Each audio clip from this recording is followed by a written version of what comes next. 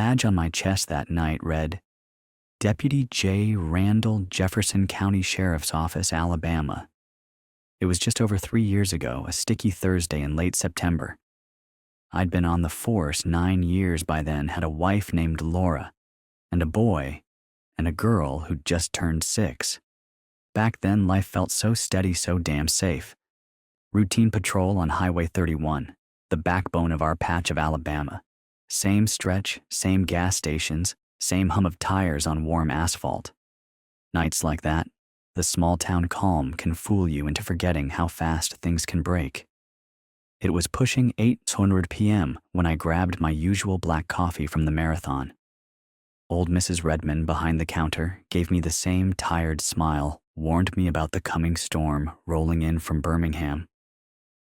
I checked in with dispatch, settled in behind the wheel, rolling out under that syrupy Alabama dusk that turns cracked strip malls into gold. Near mile marker 47, I spotted it, a battered old Civic Paint, peeling, weaving across lanes like a drunk snake. Left-right sudden jerks. I figured drunk, maybe high, or just another fool on his phone. I hit the lights. Routine, I thought. It's always routine until it's not.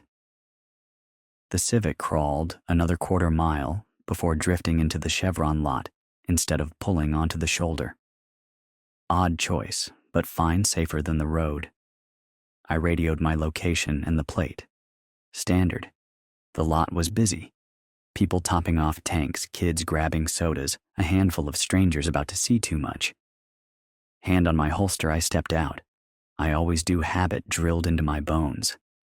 The window was halfway down already. I saw him, young, maybe 20, skinny shoulders under a grimy auburn cap pulled low. The passenger seat was a nest of energy drink cans and greasy wrappers. And that smell. Not weed, not booze. Something raw, sharp. Chemical. License and registration, I told him. Calm voice, steady hands. His grip on the wheel was so tight the skin around his knuckles had gone bone white. He kept flicking his eyes to the rear view, then me, then the mirror again. I didn't do nothing. He croaked, voice all brittle. Just a kid. Just another kid. When he reached for the glove box, his arms jerked like puppet strings pulled by something inside him. Registration was 6 months dead. License read, Devin Harris, 19, Birmingham. I asked him to step out. That's when the air shifted. Why I gotta get out? Devin's voice cracked wide open. I know my rights. You can't just drag me out of my car. I told him about the weaving, the erratic speed. I kept it cool, flat, like they train you. But the smell was stronger now, burning my nose. Pupils blown wide under the chevron lights. More cars pulled in. Faces leaned out, phones lifted. My pulse started a low, cold hammering in my neck. I called for backup, not because I was scared of Devin, but because people were watching. These things go sideways fast in public.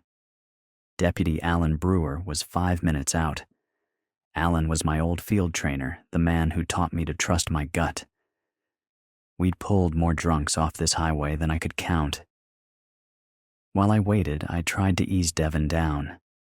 Asked about where he was headed, if his folks were home. He just twitched and muttered, fingers drumming the wheel eyes, flicking to the passenger floor where a crumpled hoodie lay slumped. Sir, keep your hands where I can see them, I told him, inching back. That's when I caught the shine, a thin metal edge under the hoodie. Could have been a wrench. Could have been anything. I wasn't betting my life on could have. Alan's cruiser rolled in behind mine. Just as the headlights cut across the Civic, Devin shoved the door open and stepped out. Taller than he looked in the car, wiry arms inked with shaky tattoos. He paced circles like an animal testing a cage. I'm done with this, y'all do this for nothing, he barked, voice ragged. Alan came up on the passenger side, eyes meeting mine, silent agreement. One keeps talking. One watches the hands. Crowd pressed closer, recording every breath. I heard someone whisper, "Here we go again." Devin's rant broke into static about chemicals and the government. He wasn't really here with us anymore. Alan's voice was calm as a midnight pond.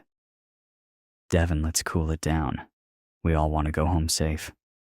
Devin's eyes flicked to the crowd, to me, to that Civic. Then he lunged back inside. "Gun!" I screamed. My weapon was out before the word left my throat. Alan's too. Time fractured.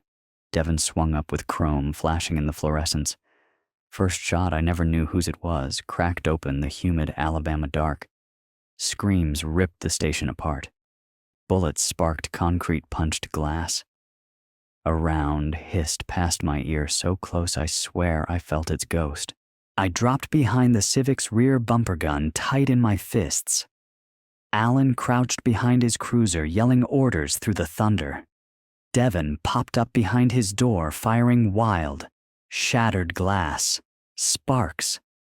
Somewhere a mother screamed frozen behind a gas pump, a family huddled inside a battered van, eyes wide as sirens. Alan's shots were steady measured. But Devin ducked and fired back. A stuttering trio of shots, then Alan stumbled, arms slack chest blooming red above the vest. His sidearms spun on the slick pavement. He fell like a man pulled underwater. I roared for backup, but all I heard was my own pulse. Devin went quiet. No shots. Just me, Alan, down a Civic between us and a parking lot turned war zone. I edged around, caught him crawling toward the front bumper, the gun still in his grip. He looked at me, and in that half second I swear he was just a kid again. I pulled the trigger 3 times. Each shot punched out a piece of the world. Devin dropped. The chrome pistol clattered across wet concrete. Silence. Terrible, humming silence. I stepped past him, booted the gun away, fell to Alan. His eyes were half open, unseeing. Blood all over my hands, soaking through my knees on the chevron pavement. A nurse, Bethany, I'd learn later, ran over from the pump's hands, trembling but steady where mine shook. But her eyes told me. She knew. Alan Brewer, father, coach, friend, gone. They took my sidearm for evidence. They swabbed my hands for residue. They marked every spent casing, every drop of blood like tiny flags planted in hell. Devin Harris didn't die. 3 weeks in ICU, then county lockup.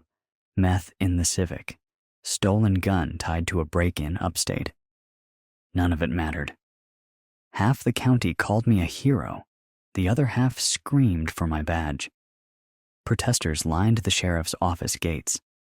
Devin's mom on the news holding up school pictures from before the chemicals, before that night. 18 months later, I sat in court while they replayed every heartbeat from that chevron. Devin in a wheelchair, eyes clear for the first time, but spine broken forever. First-degree murder for Alan. Attempted murder for me. Life without parole. The protests didn't stop. Devin's family sued for millions the county can't pay. The Chevron boarded up 6 months later. Nobody wants to buy gas where ghosts live in the cracks. Now, every time I pass that empty lot, I see Alan's smile. I hear that shot. I watch my boy sleep and wonder who he'd become if I never came home one night. Because sometimes all it takes is 30 seconds and a magazine empties and a town never goes back to sleep. If you made it to the end, tell me in the comments what you'd do different. And don't forget to share this if you think people need to remember how quick it all shatters.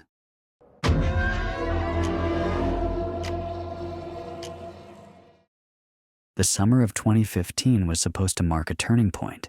After 11 years chasing narcotics up and down Phoenix's back streets, I'd finally landed the assignment that might actually shut something down for good. Infiltrate a car wash, desert shine auto spa that moved more fentanyl than it ever moved cars. The place sat on the corner of 43rd and Thomas Bright signs and clean stalls, masking what we knew was one of the Southwest's busiest distribution hubs. I'd spent nearly 4 months building my cover as Nate Carver, a broke mechanic with a gambling debt bigger than his paycheck. The owner, a slick old man everyone called Uncle Sal, had started trusting me with small handoffs. That Friday in July, the game changed. My wife Megan was 7 months pregnant with our second kid. I'd promised her just this last deep cover than a desk. A safer life. I remember pulling into the wash at 5:30 a.m. The desert already so hot the asphalt danced in waves. Desert Shine never closed. Cars rolled in around the clock. The real money road hid in an envelope slipped under a mat, a brick stuffed behind a spare tire. Vacuum buff wash millions changing hands disguised as clean chrome. Uncle Sal let me handle the exchanges by then. I knew we were 2 weeks out tops. My handler, Lieutenant Bray, said the wire and the buys were ironclad. Then my burner buzzed in my toolbox, Megan breaking my chest open in 3 words. Someone's following me. A black Yukon had tailed her home from the grocery store. Parked across the street. Running, watching. She'd never panicked before, not once, in 12 years of me walking into hell and back. But her voice cracked this time. I told Sal I needed a smoke and slipped out back. I called her. She said the SUV hadn't moved. Tinted windows. No plate she could read. Just waiting. I told her if they stepped out, call 911, don't open the door, don't look. Then I went back to washing dirt. I couldn't scrub off my skin. Every swirl of the buffer, my mind screamed. How did they find my family by noon? Megan texted again. The SUV pulled away, but before it did, the driver tossed something onto our lawn. She wouldn't check it. I wouldn't have either. I lied to Sal about food poisoning, dumped my apron, and got in my truck. 17 minutes later, I pulled into my street. Kids on bikes, sprinklers, ticking, someone grilling steaks like the world was normal. Megan waited at the door, arms crossed over her belly, her eyes dark pools. On the grass, a plain white envelope pinned under a stone. Inside, Ellie rides bus, Route 42 to Desert Willow Elementary. Miss Adams' room 203, purple lunchbox with stars. Swings by the monkey bars every recess. Family men should pick safer work. Megan read it over my shoulder. I felt her breathing change. Her hand found her stomach like she could shield the baby. Ellie, 7 years old, probably tracing spelling words in crayon, while some stranger burned her schedule into his mind. I called Bray. Didn't care who was listening. He answered on the second ring. His voice was a rasp. Get them. Get here. Don't pack. Don't wait. I was already loading my Glock when Megan called the school. Ellie would be waiting in the office when we got there. Bray met us in the department garage, didn't even pretend to smile. Led us straight past the glass doors to a stale conference room where Captain Ruiz waited with 2 internal affairs suits. They said it plain someone sold me out, someone with a badge. Secure line calls traced to a cousin of Sal's. 2 other stings blown open. Bray's eyes wouldn't meet mine. I'd known him 12 years. He knew where my daughter went to school. He knew Megan's due date. He knew everything. Captain Ruiz pulled me off. 3 months gone. Tapes worthless. Sal and his people vanished before the first warrant hit their door. IA grilled me for hours. Who knew what? Who asked odd questions? Who lingered at my desk? The questions felt like a slow poison. Megan sat beside me, one hand on my shoulder, the other brushing Ellie's hair while she colored stick figures under fluorescent lights. They offered us witness relocation. Blank new names, new house, new state. Or we could roll the dice in the old one, wondering which headlight in the driveway was the last. That night, we crashed at a safe house. Thin walls, deadbolts a stain on the couch that wouldn't wash out. Ellie asked when we were going home. We didn't answer. At midnight, Bray called Sal's place was cleaned out. Storage units empty. The real bosses long gone. My face had bought them time to scatter. My family paid the price, so some dirty cop could pad his account offshore. It dragged for months. Lawyers' depositions, hush-hush polygraphs. No arrest, no trial. I got a nice desk at Property Crimes. Megan gave birth to Daniel in a locked hospital room. Ellie started second grade at a school across town where her teacher knew the panic word to hit if a black SUV ever parked outside. We moved once more, told the neighbors we did insurance now, smiled through barbecues like we'd always lived there. 2 years later, Bray retired. Stress leave, they said. I saw him near the cereal aisle at Safeway. I would have walked past him if he hadn't grabbed my arm. He looked older, thinner, like guilt was eating him alive. He told me the truth between the Frosted Flakes and the Cheerios. His daughter had gotten hooked in college, ran a tab with people who didn't forgive debt. They had photos, addresses, threats. He said he only gave them the shipment routes, never my name, until the day they wanted more. Said he didn't know they'd stake out my family. Said he didn't know they'd threaten my 7-year-old. I didn't hit him. Didn't yell. Megan's hand found mine. Ellie stood behind the cart, reading cereal boxes. I filed the statement, gave IA the truth. But Bray was too smart. Nothing on tape, no paper trail. They thanked me, shook my hand, told me they'd look into it. They never did. Sal's old lot is a Pilates studio now. Fentanyl still moves. Different trucks, different mules, same poison. They gave me a plaque for my service and told me the case was closed. Ellie's in middle school now. Daniel's in first grade. Megan locks every window twice.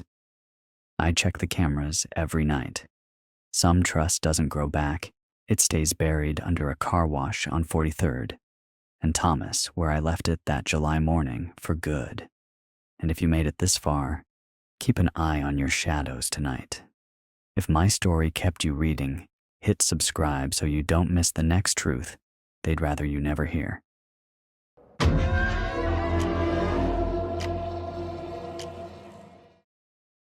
I've been working nights at the Millfield Police Department for almost 9 years now. And truth be told, most shifts just smear together into this sleepy fog of paperwork, stale vending machine snacks, and coffee that tastes like burnt oil. June 2023 was shaping up no differently, or so I figured. I'm Officer Marissa Connors. Been with the force since I graduated the academy, and when I first signed on for the graveyard shifts, it was because the overnight pay bump made the difference between my mom getting her prescriptions filled or not. The station here isn't what you'd call busy Millfields, the kind of place where everybody knows your dad, your dog, and your last speeding ticket. Biggest crime wave we'd had that month was kids tagging the back of the grocery store. Most nights I'd sit there half reading old case files, half dozing at my desk, until my shift wrapped at 6 a.m. The building's an ancient brick block from the 60s, buzzing fluorescents overhead that hum just loud enough to annoy you, and a heater that only works when you don't need it. Too hot in winter, teeth chattering cold in spring. It was about 2:45 a.m. on a Thursday when Officer DeLeon from Highway Patrol radioed ahead to say he was bringing someone in. He sounded bone-tired, the same edge we all get when your body's begging for sleep, but your mind's forced to stay sharp. Got a woman here, Connors, he told me over the line. Found her walking along Route 45 3 miles out. She's drunk, makes no sense, keeps asking for a female officer. I remember rolling my eyes a bit, figured it was probably another domestic argument gone bad, or maybe someone's car quit on her after too many drinks. DeLeon had handled a stack of those, so had I. 9 times out of 10, they'd sober up in the cell, call someone at sunrise, and that'd be the end of it. I did the routine, made sure the cell was clean enough, switched on a fresh pot of that chemical brew we called coffee. We've got this policy when it comes to female detainees. If they ask for a woman, they get one. When DeLeon pushed open the front door and guided her inside, though I knew straight off this wasn't a standard pickup. She looked mid-40s, maybe shoulder-length reddish hair, matted and sweaty even though the night outside was cool. She wore this floral summer dress that probably cost good money once, but looked slept in for days, wrinkled, stained with who knows what. Her makeup had melted into streaks that cut lines down her cheeks, but it was her eyes that locked me, this weird pale green, almost cloudy, darting around the lobby like she was tracking things none of us could see. She hugged herself tight, rocking slow like a child in a storm, these little whimpers leaking out of her that made me think of a cornered animal. DeLeon handed me her purse, some fancy brand I didn't recognize, no ID inside, just a wad of 20s, half a pack of mints, and a lone car key with no chain. Says her name's Lillian DeLeon. Whispered. Won't say more than that. She just keeps telling me she needs to talk to a woman. Says she's got something important. Lillian wouldn't look at him, just kept staring past us, eyes wide and glassy. I guided her down the hall to our tiny interview room. It's a stale closet, really beige walls, no windows, the same headache, buzzed light overhead that turns everyone this sickly shade of gray. She sat in the cold metal chair like she'd melt through it. For 10 minutes she didn't speak, just cried, not big sobs, but the steady broken weeping that felt older than she was, like it had been building in her chest for years. I asked if she wanted water, coffee, if she had someone to call. Nothing, just a slow headshake and that soft, damp sniffle. Then like a switch flipped. The crying stopped. She lifted her chin, locked those pale eyes on mine, and in an instant, the room felt wrong. Her voice, when it came, was steady, smooth, too calm. Officer, I need to tell you where you'll find a body. She said it like she was telling me the weather. Flat, sure. I nearly laughed, thought I'd misheard her. But she leaned forward, eyes never blinking, and her tone shifted to this dry mechanical hum, like she'd practiced it in her head 1,000 times. Take Highway 9 north. Drive exactly 12.7 miles. You'll see the old Sinclair station been boarded since '04. The sign hangs crooked rust eating the edges. She paused, then head tilted just a hair like she was listening to a voice I couldn't hear. Turn left across from the station. Dirt road. Drive 800 feet. You'll see a dead oak, thick limb that bends down like a broken finger. I found my pen moving before my brain caught up. Part of me wanted to dismiss it, drunk nonsense, grief, hallucination, but her eyes never blinked. Her words snapped out too clean, too sharp. Walk 43 steps northeast from that tree, Lillian said. Breath steady, tone low like a recitation. There's a small clearing. Grass grows in a perfect circle, greener than anything around it. Dig 4 feet down. Bodies wrapped in a blue tarp. Yellow rope sailor's knots. Red flannel shirt, dark jeans. Silver wedding band left hand. Scar above the right brow, crescent-shaped. My pen scratched across the page line after line, while the buzz overhead faded into a silence so thick I swear I could hear my own pulse. Lillian's chest rose and fell like she was sleepwalking. Then just like that, the trance broke. She blinked once, twice, eyes darted to mine, then the table, like she had no idea where she was. What did I just say? Her voice was small, again raw. I read a few lines back to her, the road, the oak, the clearing. She shook her head so fast I thought she'd snap something loose. I don't know what that is. Sometimes I see things, officer, feel things that aren't mine. They just come. Her eyes glistened wet with terror. Please don't ask me to talk about it again. I can't. It scares me, and that was that. She shut her mouth, arms crossed so tight I could see her knuckles go white. I tried to ask more, but she was done. By sunup, her older brother, a wiry guy named Derek, showed up to collect her. He kept apologizing, said Lillian had been spiraling since their mom passed 8 months back. He explained how she'd black out sometimes, spin wild stories, how she'd wake up later with no clue what she'd said. She didn't look at me until they were halfway to the door. Then she turned just for a heartbeat, and the look she gave me made my stomach clench. It was like she knew exactly what she'd told me, but she'd sealed it somewhere she couldn't reach again. I drove home that morning, on autopilot directions, echoing in my skull like a song you can't shake. At my kitchen table, that cheap station coffee still steaming, I read those notes again and again. For 3 days, I tried to let it go. Told myself it was the drunk grief of a woman who needed help, not a shovel in the woods. But every quiet moment, I saw it, that gas station, that bent tree, that impossible circle of bright grass. Saturday night briefing room, I told Sergeant Green. Tried to sound casual. Hey, we picked up this woman Tuesday night. She gave me some pretty specific directions. Says there's a body. He stared at me for a solid 10 seconds, then asked me to read it all back.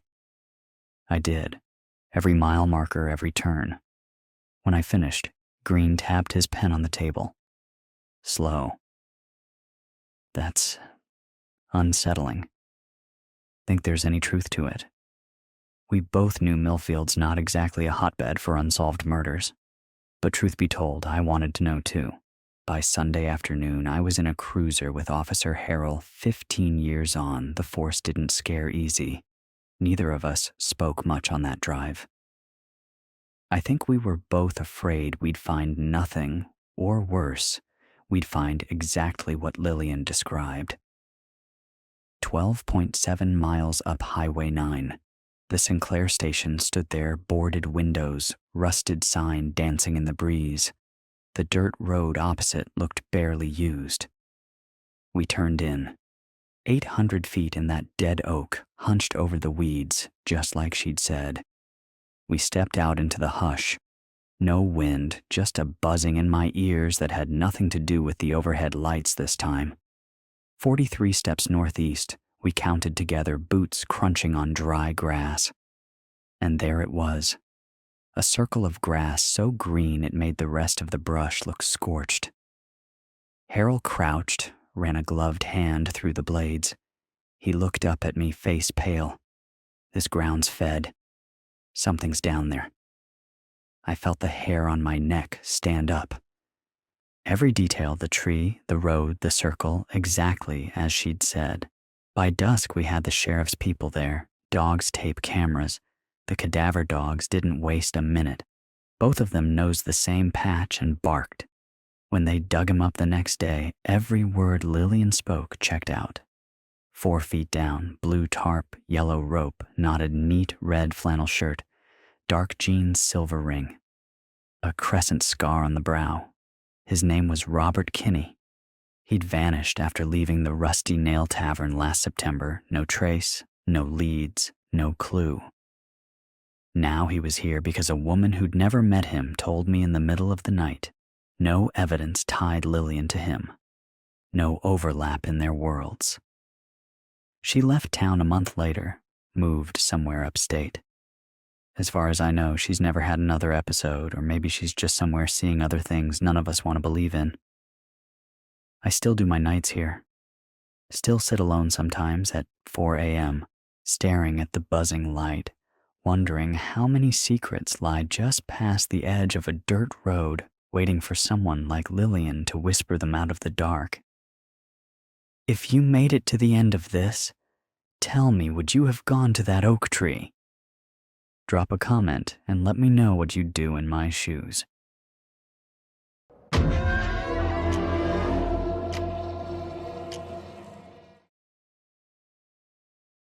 Property crimes wasn't exactly what I pictured myself doing when I joined the force 4 years ago at 27.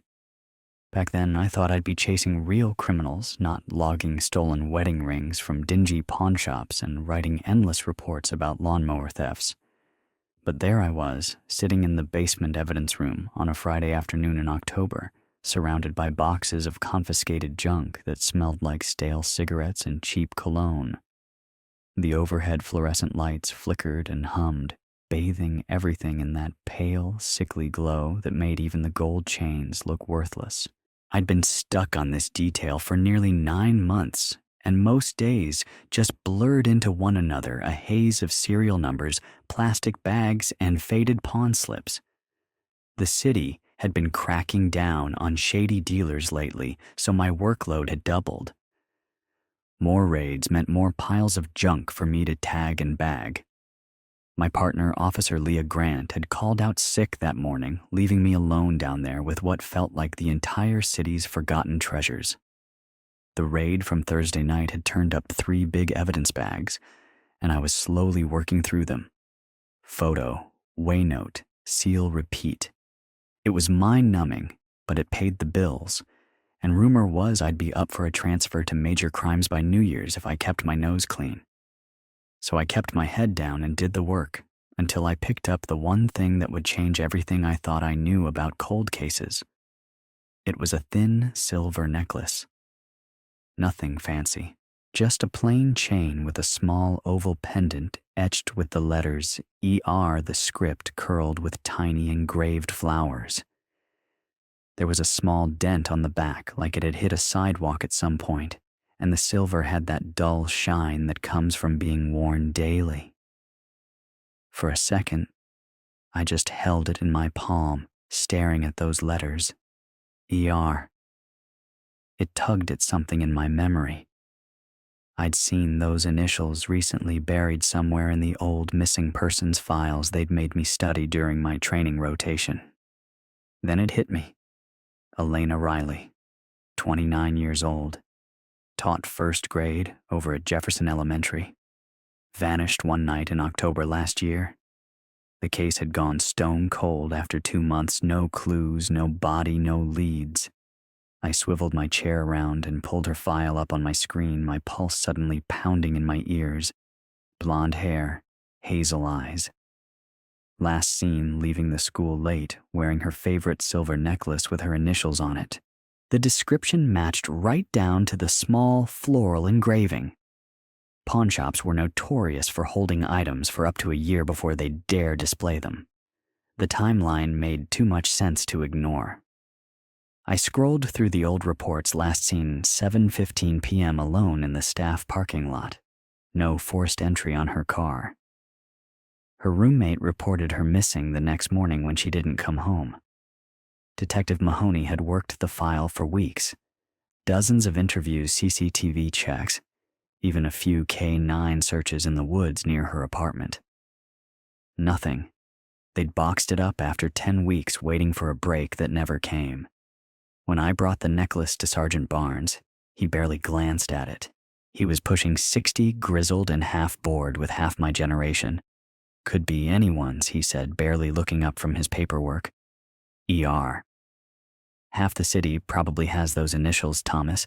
He always used my last name when he wanted to remind me I was just the junior officer in a basement. I tried to argue, but he waved me off, told me to stick to my actual job instead of playing detective. So that night, I did what I wasn't supposed to do. I took Elena's file home, spread it all out across my kitchen table under the yellow glow of my cheap lamp, and stared at the same grainy photos Detective Mahoney must have stared at 100 times. Elena, smiling in her classroom arms, wrapped around her students. Witness statements, dead-end tips, old phone logs. One line stood out. The janitor's statement said he saw her talking to a man by her car that night, too dark to get a good look, never followed up. I dug into the pawn shop's records the next morning. The owner, a wiry old man named Pete Novacek, kept good paperwork.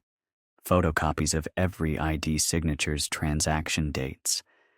That necklace had been pawned by someone named David Price 11 months ago, just 4 weeks after Elena vanished. Price. Didn't mean much at first until I ran it through our internal database. And there he was, David Price, evidence clerk for 15 years. Retired 6 months ago with a quiet handshake and a sheet cake from the break room. My stomach turned cold. He'd handled property for every major open and closed case for a decade. He'd have seen that necklace and known it never turned up during the search. The more I pulled, the worse it looked. Price had lived alone for years, small 2-bedroom house off Sycamore Drive, 10 minutes from the precinct. Nothing on his record but a few slaps for sloppy logging and taking too many smoke breaks. But when I lined up his shift logs with Elena's case timeline, the puzzle pieces snapped together. He was on duty the whole week the search was hottest. On Monday, I decided to see it with my own eyes. Told Barnes I was brushing up on old evidence protocols, half true, half lie. He didn't care either way. Price's house was the same dull ranch style you see all over Millfield, peeling paint, dead grass, a porch littered with old flyers. When he answered the door, he looked older than I remembered, thin hair, hollow eyes that darted past me toward the street like he half expected to see a cruiser. Inside, the air smelled stale, old coffee and something musty underneath. The living room was cluttered newspapers, mismatched furniture boxes stacked against the wall. But the wallpaper stopped me, cold, faded green vines on a pale cream background, the same exact pattern I'd seen in a photo of Elena at her old apartment. A birthday party shot balloons and a cake with Happy 30th scrawled across it. The landlord's notes in the file said the unit had been remodeled, top to bottom, wallpaper stripped clean. Yet here it was in Price's living room. He caught me staring, tried to steer the conversation back to old times. Asked about the department, who'd left, who'd stayed. I played along, asked about the evidence room, how he'd organized things back then. My eyes kept drifting a chipped coffee mug on a side table that matched the pattern on a set Elena's roommate mentioned missing. A tiny porcelain rabbit on a dusty shelf, same as one from the victim's inventory. Little trophies scattered like breadcrumbs. When I finally left, I sat in my car for 10 minutes, hands shaking on the wheel. The wallpaper, the mug, the rabbit. All pieces stolen from a dead woman's life, brought here like he needed reminders. Back at my desk that night, I combed through everything again and found a traffic cam angle the original team had missed. Elena's car, a pickup parked just 4 spaces down. Clear as day, the timestamp landing Price at that scene minutes before she vanished. We made the arrest 3 days later. Price didn't fight, didn't even look at me when we cuffed him in his driveway. Once inside the interrogation room, it all came pouring out how he'd fallen in love, watching her come and go, while he logged evidence for other cases. How he'd learned her routine, studied her file, waited for the right moment. He'd offered to help her carry some boxes to her car. She'd trusted him. The rest is why I still don't sleep right. Elena's remains were found in a shallow grave behind Price's garage, wrapped in a faded quilt. That same week, we packed up every last stolen piece of her life from his shelves. Her parents buried her properly 10 days later. Price got life without parole. Barnes bought me a coffee and a stale donut and said, "Good instincts, Thomas. Don't let it go to your head." But I keep thinking about that necklace, how it almost slipped through the cracks, how a tiny dent in a cheap silver chain cracked a monster wide open. And every time I box up another cheap watch or wedding ring down in that humming basement, I wonder how many more stories are waiting in the dust just one quiet look away. If you stuck with me through this whole story, maybe check your own dusty corners. And if this gave you chills, hit subscribe so you don't miss the next time I open a box I probably shouldn't.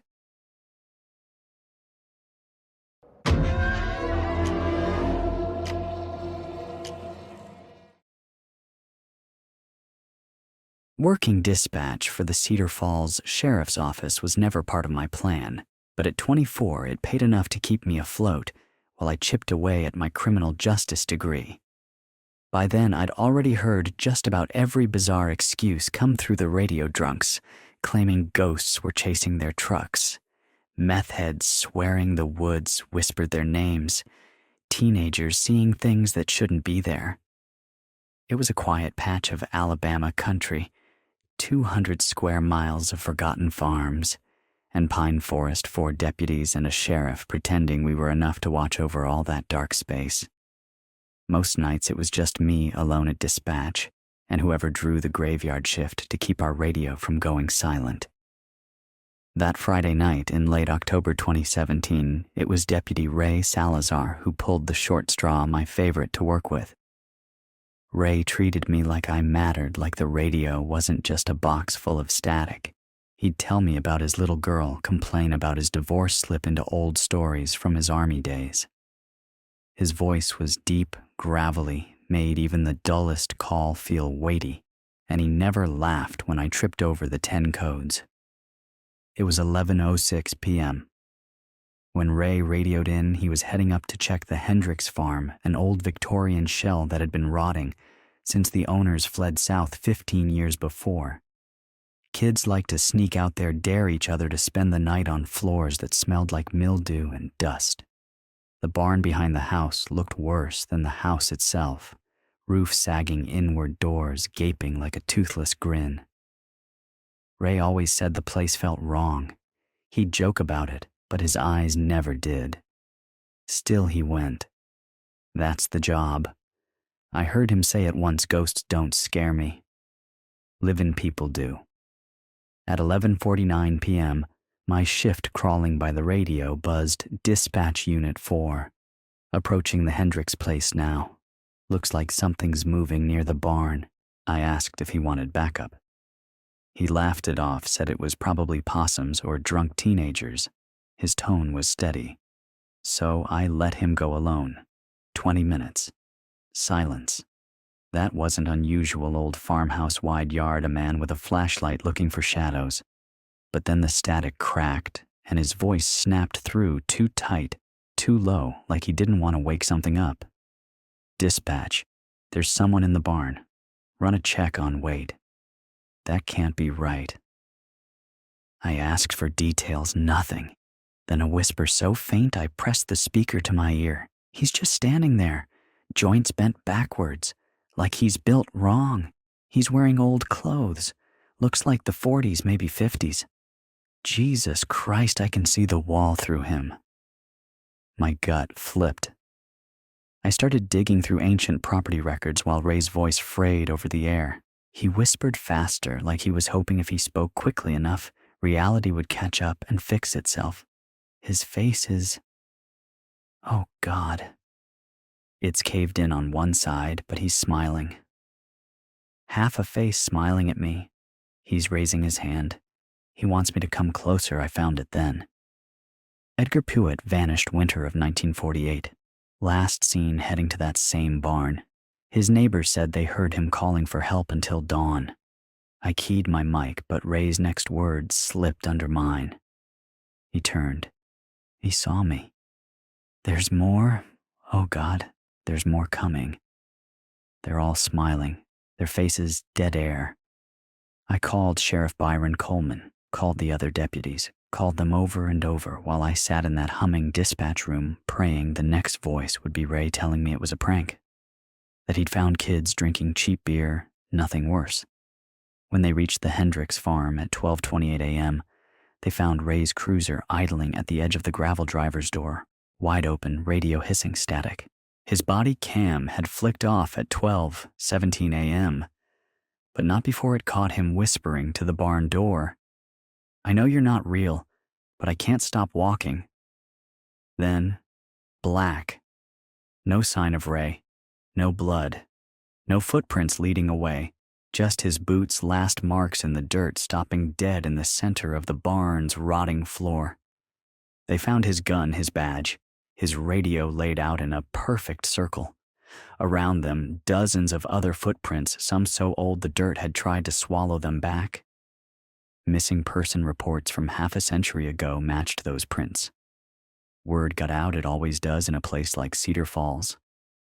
Mrs. Maggie Henderson, who lived closest, admitted she'd heard voices drifting over the cornfields on cold nights crying for help. Said they always sounded so polite until they got close. 3 months later, I packed up my life and fled to Atlanta. I tell people it was for school, but really I just needed to outrun a dead man's voice scratching through my dreams. They tore the barn down in 2020, after another group of ghost chasers vanished inside. Some nights, even here in the city, I still jolt awake, sure I hear Ray's gravel voice. On a frequency only I can pick up, warning me not to come closer, even as he keeps walking deeper into the dark, smiling faces all around him, waiting for company. If you stayed with me this far, maybe check your locks tonight, and if you hear a voice whispering through static, don't answer. Share this if you'd warn someone too.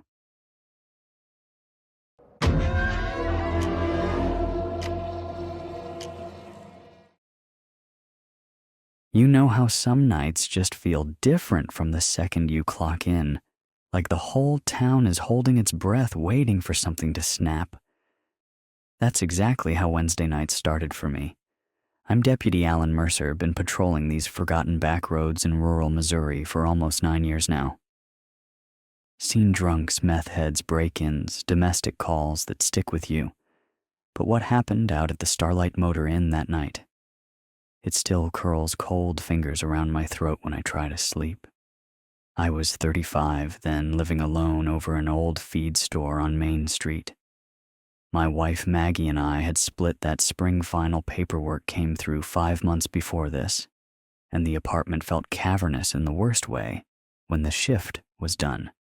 My usual partner, Logan Price, was out sick that week, so I was running solo, covering the lonely stretches of County Road 15, where radio static and cell service fight each other for who can fail you first. It was 11:38 p.m. when dispatch broke through the squelch with that voice. Every deputy knows old Doris clearing her throat like she was about to tell you your dog just died. Unit 19. Disturbance call out by the Starlight Motor Inn. Caller says there's a woman there might be on something. Says she's talking to herself, won't leave. I knew that dump well. The Starlight had shut its doors 4 years back when the owner died in his sleep. Since then, local kids used it for keg parties, spray paint tags, backseat fumbling, nothing worse than broken beer bottles and the occasional runaway raccoon. Still, that place always felt wrong, like the walls remembered every argument, every needle, every desperate check-in. I swung my cruiser into the crumbling lot, headlights catching the flicker of the old neon sign. STRLIHT, the A long gone buzzing red letters bleeding into the weeds. And there she was, a figure by the half-rusted ice machine, barefoot, wearing a hospital gown, thin enough to see her ribs. Her hair, if you could call the matted knots, hair clung to her face like cobwebs. And even from 20 yards, I could see her lips moving, whispering at things that weren't there. I killed the engine, stepped out slow, one hand brushing my holster, but not unclipping it yet. Ma'am, I'm Deputy Mercer, Denton County Sheriff's. Just want to talk, all right? She froze like a deer clocking the hunter's breath. Her head snapped toward me so fast, I felt something twist in my gut. 50 feet between us. I swear I heard her breathing this ragged wet inhale, and then she did something I still hear sometimes on quiet nights. She laughed, or screamed, or both. A high, cracked sound that made the neon flicker like it was flinching too. Then she bolted, but not for the highway like any sane person. She ran deeper into the shadows where the old pool sat like a forgotten grave. I should have waited. Radioed for backup, locked the doors. But something about her barefoot thin hospital cotton catching the night wind. It said broken, not dangerous. I thought she'd hurt herself if I didn't move. So I moved. Radio up, I squeezed the talk button. Unit 19, female white 20s to 30s, hospital gown fleeing behind the starlight. Requesting immediate backup proceeding to make contact. Doris crackled something back, but the static swallowed half of it. Didn't matter. I was already moving. Behind the motel, the concrete had crumbled into this minefield of weeds and glass. The old pool was a dry bowl of black leaves, and God knows what else smelled like dead things washed up in a storm drain. My flashlight sliced through the dark, rusted lawn chairs, a broken diving board, a mattress, half buried in debris. No sign of her, just damp footprints and smears of something that was too dark to be mud. The old maintenance shed door stood open like a gaping mouth. I checked it, shoulder first, light stabbing corners. Empty, but the dust on the floor told a story. Footprints leading away toward the back wall where the old motel sign had collapsed sideways like a giant metal skeleton. Something about the sign felt wrong, like it had been messed with. Wires dangled like veins torn from bone, some cut, some ripped. Fresh marks in the dirt. The footprints led right up to the sign and stopped. No more tracks. No scuffs away. Like she just dissolved into the concrete. My radio spat more static. Nothing clear. I was alone out here until someone found the mile marker. I scanned the roof line. That's when I heard it. Not the wind, not the hum of the interstate, but a steady, deliberate scrape. Metal on concrete.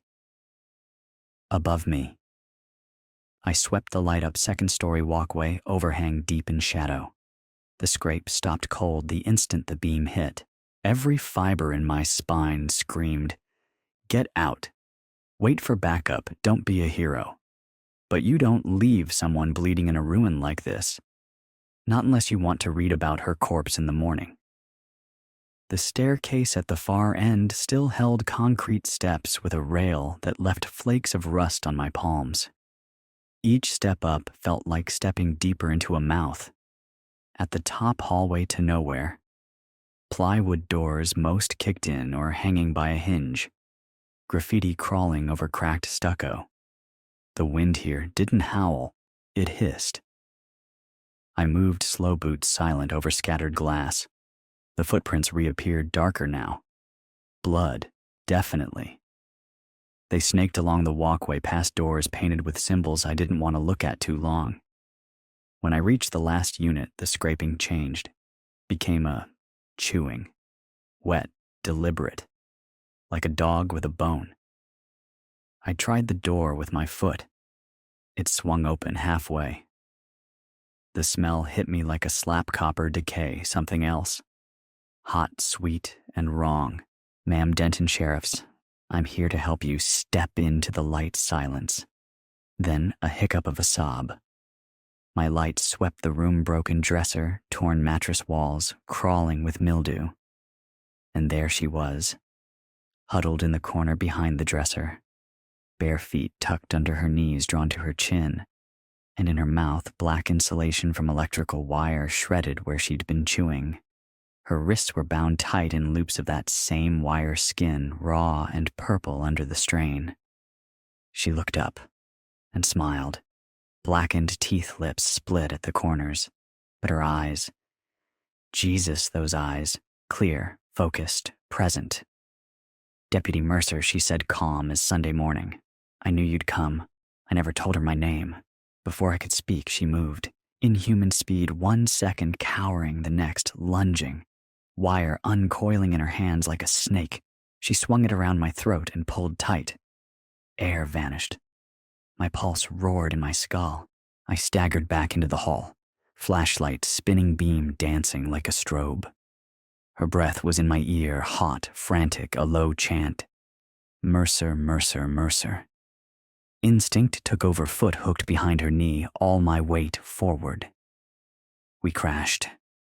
The wire slipped just enough for me to rip my chin free. I gasped. She clawed at my face with cracked nails. I kicked away, hit my shoulder on the door frame. She was already up, dragging the wire like a leash, that same calm grin splitting her face.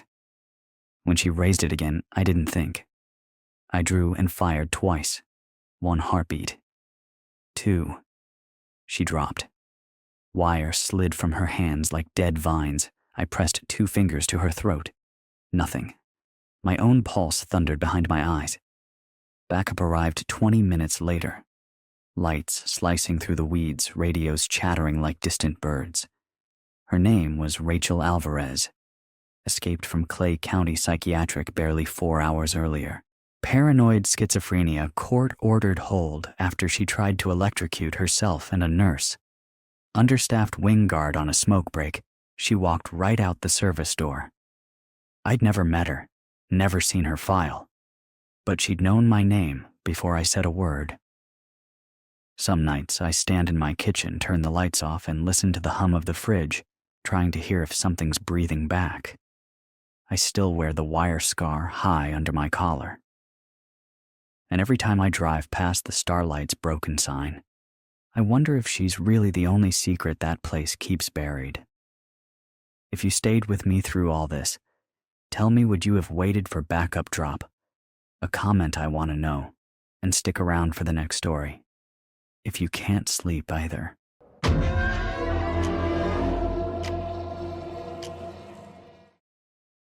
The call came through dispatch at 4:22 p.m. on a Wednesday in late October. I'd been with Buffalo PD nearly 20 years. Welfare checks were second nature by then. Usually, it was an old neighbor who hadn't picked up their paper. Maybe an empty house, maybe nothing. I remember thinking this one on Elmwood Avenue would be quick knock talk, back on patrol in an hour. I wish I'd been right.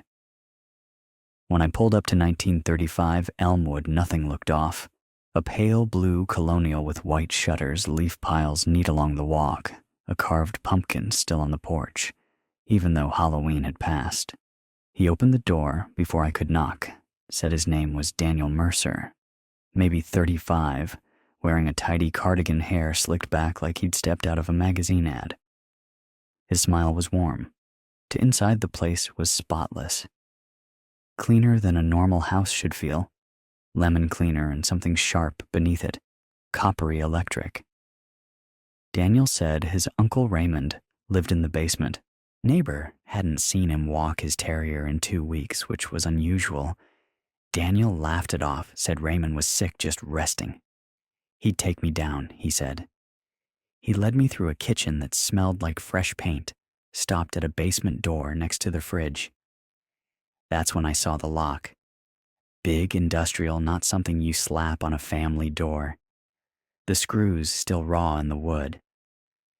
Daniel caught me staring and launched right into a monologue dementia late-night wandering doctor's orders. His smile stayed, but his eyes were flat. He jangled a ring of keys. He made a show of fumbling for the right one, but didn't move an inch closer to the door. I told him I'd have to verify Raymond's welfare in person. His teeth clenched behind that realtor grin. I stepped out calm as I could manage, radioed for backup. Unit partner needed for possible elder endangerment. He followed me to the porch, voice syrupy sweet about caretaker stress nursing homes medical bills. His eyes never smiled. Officer Elijah Brooks rolled up 4 minutes later. Cruiser nose to nose with mine. Elijah was new good sense eyes always scanning. I filled him in quick, the locked door, the neighbor's tip, the weird smell. We knocked again. Daniel took longer this time. When he opened up, his hair was must shirt untucked, sweat beating at his temple, though the wind had a bite. I told him we'd need to see the basement now. Daniel's voice turned cold as dead air privacy lawyers' rights. Elijah braced his boot in the door. I called it exigent circumstances. Elder abuse trumped polite refusal. Daniel didn't move. Then he tossed the keys at my feet and bolted for the back hall. Elijah went after him. I scooped the keys and forced my hand to stay steady. The lock clicked. The door swung wide. The smell that hit me turned my gut human waste stale sweat. Something else I don't like to name. I called down the stairs. Raymond, Buffalo Police silence. Wooden steps under my boots. One hand on my radio, the other near my sidearm. A single bulb swung over a concrete slab room, plastic sheeting stapled across makeshift partitions. And behind the first curtain, not an old man. A man in his 40s zip-tied to a folding chair, eyes huge behind layers of grime. Mouth sealed in duct tape, wrists raw and seeping where the ties had cut deep. Not Raymond. No ID on him yet. No words, just panic-muffled cries, head jerking past my shoulder. I was leaning in when I heard Elijah's voice upstairs, then a crash like the world falling in. The man was thrashing eyes wide, trying to warn me. I turned just as Daniel Mercer barreled down the steps, crowbar up high. He swung. The metal hissed through the air and cracked into the wall when I ducked. Bits of concrete dust showered my shoulder. The grin was gone now. Daniel's face was raw rage, spitting curses. You ruined it. You don't understand. He swung again, wild, hitting a folding table piled with duct tape rolls, spare ties, dozens of driver's licenses fanned out like poker cards. One glance, all I needed. This was bigger than one basement. Bigger than one missing man. Daniel lunged. I stepped aside, let his own momentum carry him through the plastic. It tangled him up, bought me seconds. Elijah reappeared at the top of the stairs, forehead split, but standing strong. "Suspects down here," he shouted. I leveled my sidearm. Daniel thrashed and the plastic crowbar still clutched tight. The sirens came like salvation. Doors burst open, boots on tile shouts, layered over my own ragged breath. They hauled Daniel up, screaming about his collection, his houses, how I'd ruined everything. They found 3 more rooms down there. Empty chairs, fresh rope burns on the arms. The IDs. 38 victims, some missing for years. The man I found, Brian Adler, traveling salesman, last seen, leaving a truck stop near Syracuse 10 days before. We got him out alive. 6 months on Daniel Mercer's behind bars, 4 more scum just like him in lockup, too. Brian sends me postcards now, says I saved him. I tell him I didn't. I was just doing my job. But sometimes when I pass that blue house on Elmwood, I see that lock in my head. Ordinary door, ordinary street. The kind of place that looks safe enough to wave at from your porch. Evil's good at disguises. It lives where you'd least expect, behind doors you tell yourself don't need to be opened. And if you made it this far, tell me, would you have walked away from that lock? Drop your thoughts below, I read every one.